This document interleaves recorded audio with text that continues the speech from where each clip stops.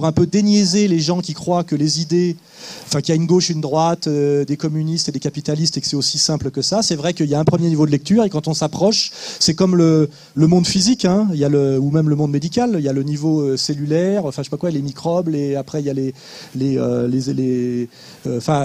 en plus on s'approche dans enfin il y a des niveaux, je sais pas comment on dit là, vers l'infiniment petit ou l'infiniment grand, des niveaux. Bon, d'un seul coup on découvre un autre univers caché derrière cet univers, etc., etc. En politique c'est un peu comme ça, c'est-à-dire que de loin il y a des communistes qui luttent contre des capitalistes, puis quand on s'approche, on se rend compte que les communistes sont financés par certains capitalistes, et là on essaie de comprendre pourquoi, et quand on cherche à comprendre pourquoi, on comprend, oui, détruire le dernier empire chrétien qui existait, qui était les Romanov, créer un marché, il y avait aussi des raisons de la Première Guerre mondiale, le deuxième front, les Allemands avaient les Russes sur la gueule et les Français, il fallait que le front russe s'arrête, et ils finançaient Lénine pour qu'il arrête la guerre, il avait une raison de l'arrêter puisque le peuple russe souffrait, etc. Enfin, ça c'est ce qu'on appelle la complexité du réel, et effectivement un des travails de R, c'est effectivement de sortir du catéchisme de base, qui est celui qu'on apprend que ce soit au PC ou chez les libéraux. Il y a le catéchisme pour les libéraux, le catéchisme pour les communistes, c'est toujours dans le but de manipuler les foules.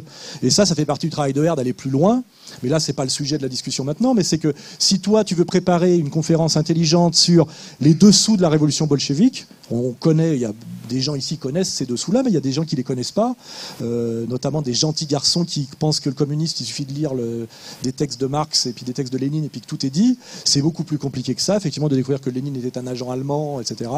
Il avait peut-être même raison de l'être d'ailleurs, parce qu'on s'appuie sur des forces, etc. Mais qu'effectivement, les banquiers de Wall Street finançaient la révolution bolchevique, que ça va même beaucoup plus loin, puisqu'il y a encore les gens qui ont monté Bretton Woods, le FMI et la Banque mondiale, ont été condamnés comme agents soviétiques aux États-Unis, il faut le savoir. C'est-à-dire qu'ils étaient les bras droits du président Roosevelt puis Eisenhower, et ils se retrouvent condamnés pour espionnage pour les Russes. C'est-à-dire qu'à un moment donné, il y a des collusions totales entre l'URSS et l'Amérique sur certains montages mondialistes qui sont encore présents aujourd'hui. Ça, c'est bon, on s'éloigne du sujet, mais ça fait partie des... si ER peut produire comment dirais-je, de l'analyse historique là-dessus et amener des documents, c'est très utile. Moi, je connais bien ces sujets-là, mais si toi, tu veux un jour préparer une conférence là-dessus, libre à toi. Oui, non, mais ça, c'est un peu... c'est un Himalaya de la philosophie, le marxisme, donc on ne va pas en parler maintenant.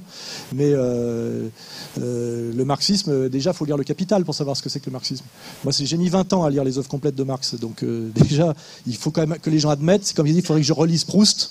Pour relire Proust, il faut l'avoir déjà lu une fois. Il faut quand même que les gens admettent, surtout quand ils ont 20 ans, parce que moi, j'ai 52 ans, je lis 4 heures par jour. Donc déjà, je suis sûr que 99% des gens qui sont ici n'ont pas lu le 10e de ce que j'ai lu. Et pourtant, j'ai pas lu le 10e de ce qu'il faudrait que j'ai lu. Et il y a le problème de la vie, c'est qu'il faudrait normalement tout lire. Personne ne peut tout lire. Donc voilà. Donc la question sur le marxisme, on est très au-delà de ce jeu de questions-réponses. Marx a critiqué le libéralisme comme processus de destruction du monde qu'est le vôtre. Donc déjà, rien que pour ça, vous devez vous y intéresser, parce que celui qui a le mieux analysé et étudié la destruction du monde pré-bourgeois, qui est le monde de la monarchie théocratique, c'est Marx. Et c'est parce que vous ne l'avez jamais lu. Marx a des textes entiers où il dit comment la bourgeoisie a plongé dans les eaux glacées du calcul matériel et sordide la beauté du monde catholique précédent, etc. Vous me démontrez là, ce que je savais d'ailleurs, vous n'avez jamais lu Marx. Marx est sans doute le mec le plus performant pour expliquer ce que c'est que la laideur bourgeoise, et c'est la laideur bourgeoise qui a détruit le catholicisme et la monarchie théocratique. N'importe quel mec de l'Action française cultivée, c'est ça, au moins, voilà, à minima. Et c'est d'autant plus intéressant de s'intéresser à Marx aujourd'hui, c'est qu'il n'y a plus d'enjeu politique, puisque le communisme réel, le socialisme est mort. Donc aujourd'hui, vous pouvez lire Marx en toute tranquillité, parce qu'il n'y a plus d'enjeu en termes de combat politique immédiat. Et je vous garantis qu'il y a des choses très très intéressantes dans le marxisme, et notamment, il y a une dimension dans le marxisme qui est une dimension totalement chrétienne. Il faut quand même le comprendre. Hein. C'est totalement chrétien, le marxisme, parce que c'est le plus juste partage du travail et des richesses, et c'est une volonté d'égalité et de fraternité entre les hommes, au-delà de l'intérêt égoïste, matériel, etc.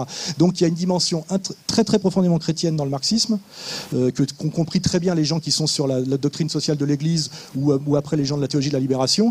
Et donc il y a deux raisons de s'intéresser à Marx. C'est une critique très très performante du libéralisme bourgeois, qui est le monde qui a détruit le vôtre, et deuxièmement, l'espoir d'un monde de réconciliation fraternelle généreux basé sur le don et la fraternité collective, qui est totalement chrétien dans son espoir. Après, tout le reste, on peut le critiquer ensemble, c'est ce qui s'est passé historiquement, mais ça, c'est un vrai sujet. On va arrêter là cette discussion, parce que on déborde, mais c'est un vrai sujet intéressant à ER, c'est que s'il y a des cathos tradis, des gens qui ont lu Marx comme moi, etc., on peut, à un moment donné, échapper au piège de l'ennemi qui a été de nous monter les uns contre les autres pour dire finalement, moi j'aime Marx pour les mêmes raisons que vous aimez Jésus-Christ. Et ça, vous ne le savez pas, mais en fait, c'est démontrable assez facilement. Parce qu'il y a derrière le même projet de fraternité humaine basé sur le don et la générosité, et ça s'oppose au même monde sordide de l'intérêt égoïste, matériel et marchand, qui est notre ennemi à tous. Et ce monde-là a été critiqué par Jésus-Christ et par Karl Marx, même s'il n'y a pas que ça dans Karl Marx et pas que ça dans Jésus-Christ d'ailleurs. Voilà. Bon, je veux arrêter là la discussion, mais c'est effectivement un jour monter une conférence et un débat très intéressant sur Marx, Jésus-Christ, point commun, opposition, etc. Ça pourrait être un vrai sujet intéressant dont nous sortirions tous grandis, je vous en assure. Voilà.